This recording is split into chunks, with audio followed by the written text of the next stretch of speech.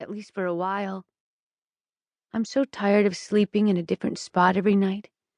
I'm so tired of being so tired. But from the sound of things, there is no place for us here. I should have known better than to get my hopes up. As we round the corner, I see the counselor consciously straighten her shoulders and smooth her hair. The women halt their conversation as we approach. The counselor's voice lifts to a slightly higher register as she introduces us. The first woman, I am told, the one with the genuine smile and dark brown eyes that match her short-cropped hair, is Donna Walsh, the shelter director. The second woman, who doesn't wait for the counselor to do the honors, informs me that she is Abigail Burgess Wynne, and she is on the shelter board. They are both attractive, but Abigail Burgess Wynne is beautiful, strikingly so.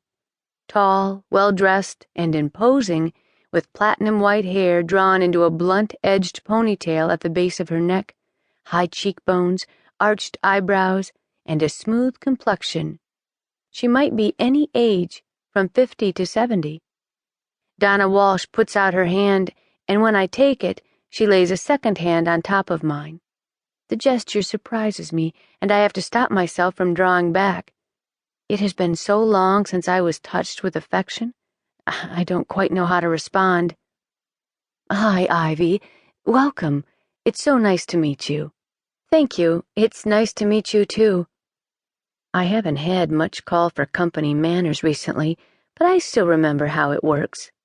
Leslie's going to be conducting your intake interview? She asks, looking at the young counselor who nods. Well then, you'll be in good hands. I hope we'll be able to help you. Abigail Burgess Wynne raises her eyebrows to their highest point as she interrupts the director. Oh, don't worry about that, she says pointedly. I'm certain we will. Once we get to Leslie's office, I take a seat in a firm but comfortable armchair on the opposite side of the desk. I watch Leslie as she repeatedly presses the top of her ballpoint pen with her thumb while she fills in the forms. Name, children's names, dates of birth, and the rest, tapping the pen top several times after she writes down each of my answers. The clicking sound reminds me of those cheap plastic castanets Bethany had. She used to put the Nutcracker Suite on the stereo, grab her castanets, put her arms over her head, and clack them together, twirling in a circle to the Spanish dance. She loved those things. I wish I'd thought to bring them, but there wasn't time. So much had to be left behind. She notices me noticing the clicking pen, laughs, and admits what I'd already suspected. She is new on the job, just finished with her training. In fact, I'm her first client. Well, the first one she's handling completely on her own. Must be exciting to start a new job. It is, but it would be more exciting if jobs like mine weren't necessary. She shrugs. But anyway, let's get back to you. You're from Pennsylvania?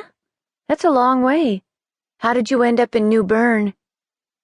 I take a breath, deep but not too deep, and keep my eyes focused evenly on hers, pausing now and again as if to collect my thoughts, not wanting to sound rehearsed. I tell her the story I have prepared in advance, the details I've worked out carefully in my mind, the revised history I quizzed Bethany on before we arrived, reminding her that if she got confused or nervous, she should say nothing. After all she's been through, silence is a perfectly understandable response for a child. No one will question it. Leslie bobs her pretty blonde head sympathetically, bent over her clipboard taking notes. She believes me, and I am struck by how easy it is. The lies just slip from my lips like thread from a spool, and she believes every word I'm saying. I wish it didn't have to be like this, but I've got to do what I've got to do. With its white, clapboard houses and trim green lawns, New Bern, Connecticut, looks like a town lifted straight from a Norman Rockwell painting, safe and secure as can be. But after last night, I don't want the kids to spend one more night sleeping in the car than they absolutely have to while we wait for an opening in the shelter.